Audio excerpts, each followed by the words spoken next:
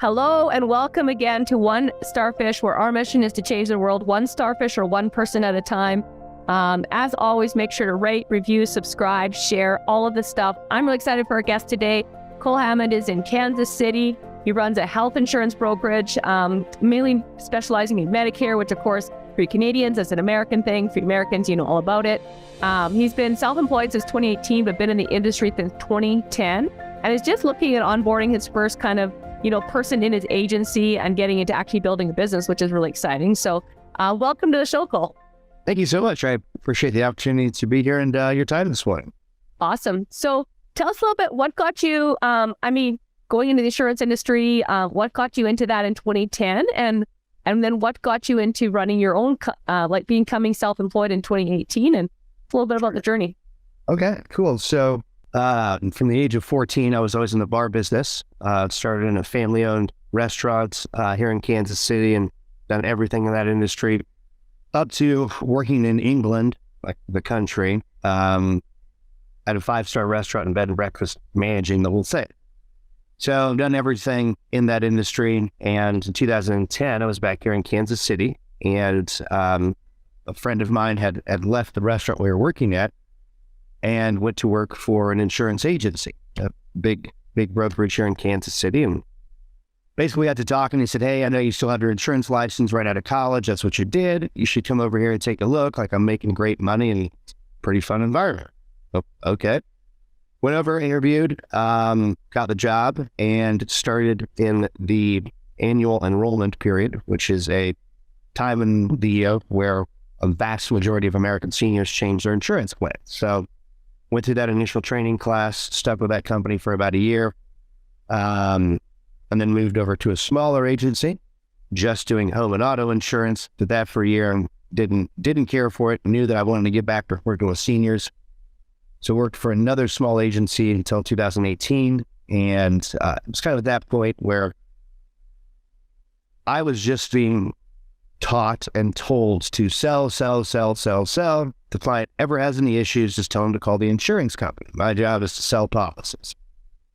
That's not the way I was raised, and that's not the way that I wanted to develop myself and my business and in my industry, right? So after a lot of thought and critical analysis, I guess, of how this would all play out, I decided to step out on my own in 2018 and went out and got all my own contracts with all the different respective insurance companies and just hit the ground running.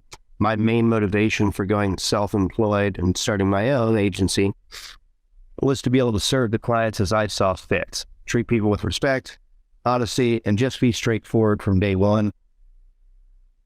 I don't believe in trying to paint some giant picture that's not there. I'm a big fan of keeping things simple, straightforward, and to the point. And I've never been a fan of the term dumbing it down. I think that insinuates that somebody's unintelligent from the beginning. Mm-hmm. What I like to say is that I simplified Medicare, which is a federal program that's insanely complicated. So I put it in layman's terms to where if a high school, boy or girl was sitting in one of my educational classes that I do weekly, they would be able to leave that room within an hour and have a well-rounded general understanding of Medicare. And I'm really proud of that because, again, it's something that as an American citizen, you will deal with from the age of 65 until the day you die. It's unquestionable. You will deal with it. So I'm a believer that you should be confident that you understand the program. Makes sense. And that's kind of how I started and got to where I am today. That's awesome. And where you're at today, so what drives you? I always ask people, what gets you out of bed in the morning? What motivates you to, do the work every day that you need to do? Making calls, talking to people. It's not always easy, I'm sure, dealing with complaints, all the stuff. What drives you every day? To be able to help my clients navigate something that they have to do in a simplistic manner, because I'm not the biggest fan of big federal government. So I work as an advocate for my clients. I'm not employed by an insurance company. I'm not employed by an agency. I'm employed by all of my clients. And what drives me is to simplify this convoluted, ever-changing, crazy federal system that we have to deal with. So I take it upon myself to understand it and to learn it day in and day out so that I can simplify it for the end user, the senior citizen. I also think that, at least here in America, seniors are not nearly given the respect that they used to be back in the day, I guess, if you will. So I enjoyed servicing the senior community. Not only in Kansas City, I mean, I work in multiple states all around the country, but for me, it's important to help seniors get through something that's complicated. And what's really rewarding to me is that when we start the process, anywhere from 3 to 6 months out from them getting on Medicare, to see their mental shift, their personality, not necessarily personality change, but to see them coming from stressed out, oh my God, I don't understand any of this, to being cool, calm, collect, all right, cool, I feel confident, I've done the right thing. Like, that's an empowering thing to me, to see my hard work pay off, the stress go away, and then the people on the end, the seniors, just be like, yeah, this makes sense now, and I get it. That's the reason behind it. Where did the seniors thing come from? If you go back, is that from like childhood? Where did that respect for seniors kind of come from?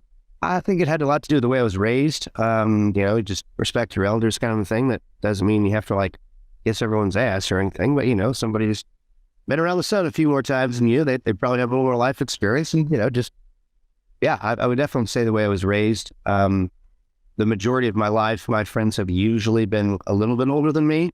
I'm 36, I don't hang out with 65-year-olds or anything regularly, but I've always associated with people older than me. And it just kind of something that I guess developed over time, that I like working with seniors. And what got you into entrepreneurship, and how was the journey transitioning in 2018 from being an employee to running your own business? For me, it was, I think, there wasn't necessarily one specific incident that transformed it or anything like that, but it just came to a point where I was tired of not developing a relationship with the client. I was tired of just selling them and then nothing. I didn't want that. I wanted to be able to develop a relationship, treat people kind of like what Andy was talking about last night on our RTA call. Go above and beyond, and the referrals just come naturally, right? So that's initially why. How was the journey in doing it? I get the why, but how was the journey? How was it really easy just to transition? You just started making money hand over fist and it was super simple, or was there some struggles? Tell us a little bit about that. That's the reason that I left my agency to go out on my own, but I literally didn't have anyone, no boss, no supervisor, no like, if you don't understand a computer program or how an insurance company's application works, there was no guidance, none whatsoever. And I just had to figure it out on my own. So as far from easy as it comes, like, I understood the products and how to sell the insurance, but navigating the contracts and the licensing and compliance and all of those things combined, that's the difficult part. And looking back on it, as I would assume the vast majority of any entrepreneur or self-employed person would tell you, it's the best decision I've made in my life. I have the personal autonomy and freedom to literally do what I want when I want. And without that freedom, I don't know what I would be doing. But if you were to have told me in 2016 or 17 that I was going to be self-employed and running my own insurance agent, I don't know, so I would laugh at you, but I wouldn't have thought that was for me. It just came to a point where I was tired of not doing the right thing by my client. And my wife and I at the time had discussion after discussion after discussion. And finally, I just said, you know what, this is something that I need to do for myself and for the family. I know that when I leave and I become self-employed, I'm going to make more money and I'm going to be able to take care of people in the appropriate way I feel. So absolutely not easy. Absolutely not difficult. Very difficult is what I would say. So what were some ways that you got through some of those difficulties? I mean, obviously you had a strong why, which I think is really important for, if you got someone listening to this that's a new entrepreneur and they're thinking about going out, what were some tips that maybe could help someone go through it maybe easier? Or what were some things that helped you get through to where you are, where you're starting to, run a successful business, starting to onboard people, that kind of thing? Right. For me, what was helpful, I guess, is just I made up my mind I was going to do it, and I just did. The situation will never be perfect. You'll never have all the answers. You'll never have all the pieces to the puzzle. But it's that waking up every single day, not accepting no, not accepting failure, just going. And I think any successful individual will tell you that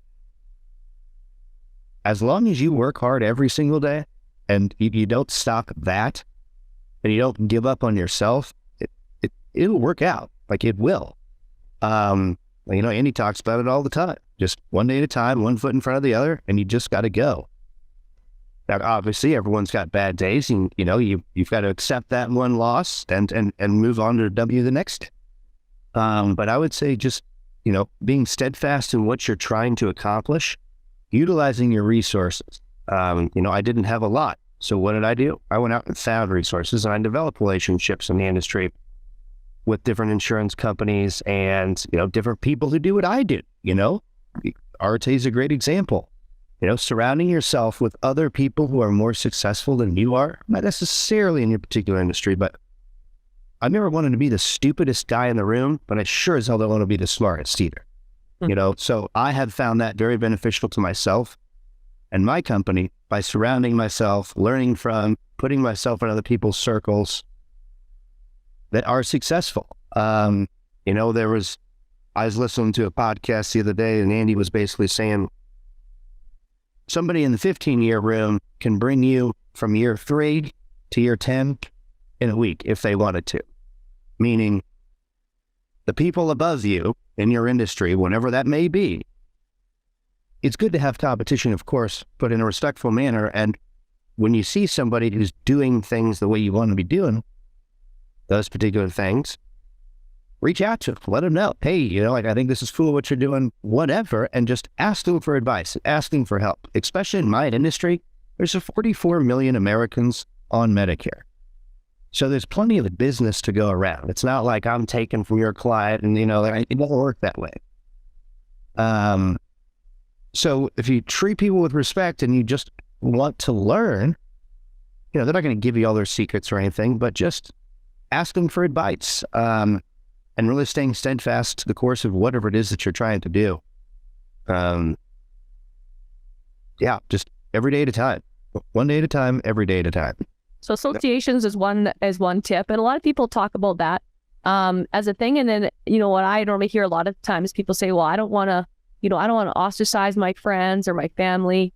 Did you go through any of that where, some of the people that maybe were in your life weren't maybe supportive or whatever, and then how did that kind of, or just weren't in the same page or whatever? I don't know why you're doing that. I don't know what you're thinking. That kind of thing. How did you handle that? And, where's that kind of gone for you? Yes, most certainly that happened. I think for me, it kind of leads back to what I was just saying. Like, I made this commitment to myself and my family. This is what was going to happen. Either you're on board or you're off board.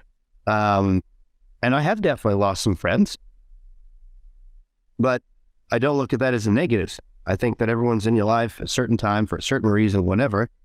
Yeah, kind of a bummer that, some people didn't believe in what I was going to do or am doing or whatever, but, that's on them. I was convicted in my beliefs the day I started. And so if somebody isn't going to support you in your dream and your goal, why are they there? What are they bringing to the table? You know what I mean? Plenty of buddies from college, whatever. The stories aren't going to change. Those memories aren't going to change. I'm not going to think less of them as people. But you're doing what you're doing. I'm doing what I'm doing. And that's okay. People get so hung up on, losing friends and this, that, and the other. But for me, I'd much rather have 5 friends that I can hold in one hand, that I could hand my wallet to and not see them for a year and trust that everything's going to be okay. And I've got that. But other people, I think, I don't want to offend this person or upset, or, I might piss them off. If you're going to work for yourself, you need to be convicted in what you're doing and let the haters hate. I mean, who cares? They're the one going to work for somebody else, doing their own thing. or I'm sorry, not doing their other thing when I am. And that freedom is pretty darn hard to come by, at least in my experience as an employee. Yeah. Did you do a lot of audio reading? Like, what were some of your daily habits that seemed to help ground you? Or what are some of your daily habits if they've evolved over the last 4 years? I would say daily habits helped me. Continuous contact with prospective clients, or I'm very good at follow-up. I believe that staying constantly in touch with people, not over the top or anything, but just don't let things fall off. You know, you got to be diligent in your calendar, organized. But yeah, for me, successful daily habits would be, you know, I check my calendar literally when I get in bed. I set my alarms appropriately on my phone for specific events. For example, our podcast this morning, my alarm started an hour prior. And then I did another one 30 minutes out, and I have an email come in, reminder. My calendar is very important. I check it every night before I go to bed. And then every morning before I get out of bed, I look at it to make sure, you know, okay, good. And then another thing that I think has been really beneficial is I make 10 cold calls a day, whether that's to a new lead out of the middle of nowhere or a client I've been working on. I make a minimum of 10 calls a day. It doesn't sound like a lot, I'm sure, to a lot of people. But again, if you're in my pipeline, you've already sat in my workshop or my class, we've already communicated via email from you visiting my website, or you are a personal referral from an existing client. So I've gotten to the point in my business to where I don't need to make 100 calls a day. If I did, I wouldn't be able to service my existing book as I presently can. So for me, the number is 10, and that usually yields me approximately, 6 to 10 new clients a week, which is very good for what I do as a single employed guy. Not single as in I'm not in a relationship, but I don't have any staff yet or any people below me. So constant contact with your existing clients and people you're working on. Another, not necessarily daily habit, but habit, is that whenever I write a new client and their application is approved and they're in the system, got a CRM where I keep everyone's information, obviously. And a big point of pride is that when I can pull out my thank you card, sign it, envelope it, and then I print off a Google review request, company letter and all that, print that, sign that. Then I take the client's information, their name and mailing address, send that to my contact, or contact. I've got a girl who writes Christmas cards and birthday cards for all of my clients. And as soon as I complete all 4 of those tasks, email Mirren, their contact information, do the thank you card, the Google review card, I can go into my CRM and I change it from lead in progress to customer new. And that starts that communication chain that I was talking about. But that daily, again, not daily, but when I close the client, being able to see them in my system go from a lead to a client is rewarding.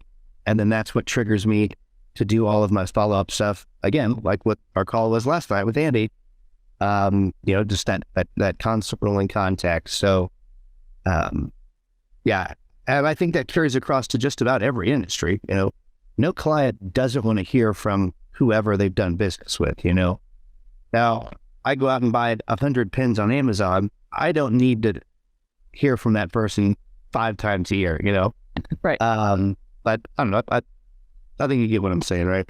Yeah, that's awesome. And then, because I'm a huge psycho obsessed person with personal development. So that's what I was asking. Do you read? Do you listen to audio? I notice you have a 75 Hard shirt on. Has that been something you really gone into or not really? I never lifted weights, really exercised much at all until August of last year. I've done 75 Hard twice, August 16th to October 30th last year. New Year's Day to March 16th, I did phase 1, April 1st to the 30th, and then phase 2, July 5th to August 4th. And then I will start phase 3 on October 1st and culminate on the 30th, which ironically enough is like to the day when I completed it the first time last year. So, yes. I'm I not. find that helps you. How does you find the daily discipline helps you? Do you find the reading every day helps you? Tell us a little bit about that. Sure. So it's I'm not a reader. That's my least favorite thing. I don't enjoy it. I get into a book and all right, cool, fine. But I don't really read for fun. Reading is not something I've ever said truly enjoyed. But the daily discipline is incomparable. For people who know what 75 hard is, I mean, there's not one thing of those 5 daily tasks that's difficult. If you have a 5th grade education and can read, you can complete the program. And that's that. It is literally time management. And you can make any excuse under the sun you want, but we all have the same 24 hours in a day. And it's how you choose to utilize those 24 hours that's going to make you successful or not. When I very first heard about 75 hard was by 2 friends of mine that are extremely successful that will be attending the RTA Live event with me in Nashville. Awesome. My friend Randy, he did 75 hard. He owns about 400 semis, all contracted with FedEx, extremely successful individual, self-made. My other good friend Eric owns a very large tree service here in Kansas City, self-made, extremely successful dad. And they told me about this guy, Andy Frisell. They've never met each other. They don't know anything about each other, but how we did this program, and all right, blah, blah, blah, whatever. Well, they both sent me the exact same podcast within about 5 minutes of each other. Oh, boy. Very first MFCEO, number 1, where he tells a story. And then within about 30 minutes of that, they both sent me the 2015 4th of July episode, Success is Your Obligation. I listened to that one 3 times. And on the 3rd time, I couldn't stop crying. Like it really resonated with me. And I picked up the phone after that, after I kind of composed myself. I called them both and I said, all right, boys, I'm doing this. I'm like, all right, cool. And knocked it out of the park. And it's been an extremely, extremely rewarding thing for me. Like I said, was never into fitness. Started at I think 189, got down to 155, and then, finished out the first go around at 170. I was really, really proud of myself. Definitely an outgoing guy. I liked to party and have fun, and people that weren't close to me at the time but knew me, they see all this change happening, on social media, and they're like, what the hell is Cole Hammond doing, So, yeah, that self-discipline, I have yet to find anything more powerful than that in my life. The ability to look at a task and just say, I'm going to do it and figure it out as it comes. Like I said, the situation will never be perfect. I almost think that 75 hard should be a requirement for a lot of things in life. Mm-hmm. Yeah. Employment, maybe. The people that do it know exactly what I'm talking about. The people that don't probably think I'm sounding kind of goofy right now, but it's a very powerful thing. Everyone that I've introduced the program to has had life-changing experience, and it's free. Yeah. Self-discipline is, it's hard to explain until you experience it. At least it's hard for me to explain. You haven't experienced the program. So, it's an amazing program, that's for sure. So curious, and just deciding to do it and deciding, like you talk about a lot of that. Has self-belief always come easier to you? Because that's something that I feel a lot of people struggle with, is believing in themselves that they can even do the things. It feels like you don't have that. Do you know where that came from? Where was the program? Yeah, I've always been a pretty confident individual, not necessarily in a boastful or pompous way, but I have no desire to learn how to design a website. I hired somebody to do that. If I wanted to do it, I would do it. I never had that want or desire. But when I do want to do something or desire to do something, I evaluate the situation, utilize my resources, I figure out what I need to do to accomplish that, and I just do it. So what are some tips that you would give someone that's not like that? What are some ways that you've been able to build that over the years? I know a lot wired that same. And I realized it came from my programming and how I was programmed as a child. You know, my parents really believed in me. I could do anything. There was a lot of that. So I've analyzed a lot about how to help build other people's confidence in themselves and even my own. Obviously, in certain areas, you can always build it better. And self-talk was something that I've really looked at that's really helped and helps a lot of people personally. What's something that you think would help someone? If they're listening to this, they're like, that sounds awesome, Cole. Like, freaking, kudos to you, but I could never do what you're doing. And obviously, anyone could do what we do about anything. Anyone can do anything they want. So what is something that you would give them? What's something maybe you read, something you listened to? You'd mentioned a couple podcasts, with Andy that were really powerful. What were some things that you would say to someone that's like, man, I would love to, start my own business or even do 75 hard or do something, big with my life, but I don't know if I can. What's something that you would say that might be able to inspire them to realize that they could believe in themselves? That's a great question. I would say, if you don't try something, you're never going to do it, obviously.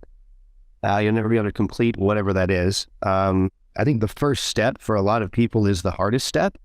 Just starting something should make it easier to finish it, if that makes any sense at all. My brain has never operated like the way that you're speaking or people like that. I can't pretend that I understand that. That's not being confident in myself. But yeah, I would say just go, just do it. Just start. Walk. Once the process for anything is started, it's going to be easier. You put yourself in a swimming pool on the shallow end, we'll start to walk out to the deep end. And as soon as you get, you can't touch, it's like, oh shit, sink or swim, literally, and you're going to figure it out, whether that's doggy paddling back so you can get your toes, but but if you didn't get in the pool, you'd never learn how to swim. I know that's a really roundabout way of saying just do it. But again, when I left my last company and went out on my own, I didn't have a PowerPoint. I didn't have a website. I didn't have a business card. I literally had a computer and a telephone number. But I told myself I was going to do it, and I just jumped off and did it. And I know that's scarier. It is scary. But I tell you what's less scary is the reward that I feel now today in this moment, knowing that if I didn't do all of the things I did to get me here, man, life's a lot cooler doing what you like to do. I promise you that. And it's going to be scary. It's going to be hard. And it's going to be bad. And you're going to fail. And you're going to fall on your face. It's the people that get up after they fall on their face that are successful. And you can't fall down if you don't start trying. So good. Yeah, you got to try. And you regret if you don't try. That's really good. So in wrapping up, I love this. I think people hopefully got some value from this. I'm sure they did. We have 3 final questions I always go through, and then, anything that we didn't touch on that you think would help, our listeners. Sure. First final question is, someone's looking for their purpose. Because people are always looking for their purpose. What's one word, or not one word, but what's one sentence that you would say that could help them find their purpose? Alan Watts has a really famous quote, and I'm going to totally butcher it, but if money were no object, what would you do? And for me, that's why I do what I do. I like helping old people. Okay. And the money just comes. Do what you're passionate about, and the rest will fall into place. Do what you love to do. If you can't figure out what you love to do, kind of take a step back and, what do I do on the weekends when I'm not at work? What do I like to do with my family? It takes time. If being successful was easy, the world would be in a lot different place, But like that. Yeah. Do what you love to do. Perfect. I love that. Number 2, and you kind of mentioned one, but this might not be your favorite. Number 2 is, what's your favorite quote and why? I don't know if it's a quote, but I've been living by it since August of last year. It's changed my life. 0 deviation, 0 compromise, 100% commitment. I mean, that's 75 hard is, and it's changed my life. I guarantee you that. That's good. I love that. That's great. What is it you're doing? Do it 100%. Don't half-ass it, because you're only cheating yourself. I love that. So true. And number 3, what is one word or sentence you want on your gravestone? I'm sorry, what? What's one word or sentence you want on your gravestone? I thought that's what you said. How do you want to be remembered? Freedom. That's it.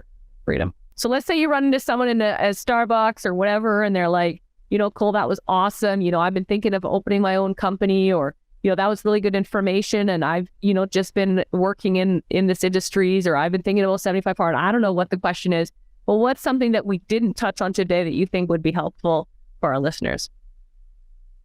Talk about utilizing your resources and working hard, believe in yourselves. Damn, it's another good one.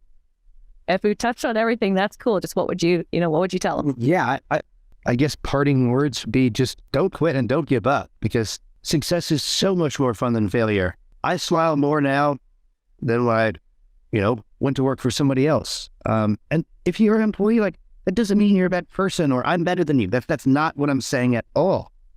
I just enjoy that freedom that I have. I answer one person alone, and that's God. If I would take a trip up to Canada, I'm going to get online, buy a plane ticket, and I'm going to go. Perfect.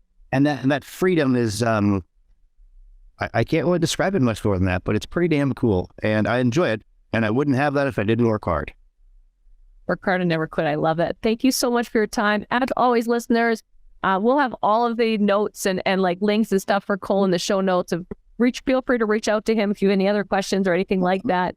As always, make sure to rate, review, subscribe, share. And if we go out there, we can share each one life or one starfish at a time. And together we can change the world. Thank you so much for being on, Cole. Absolutely. Thank you for your time. You have a great day.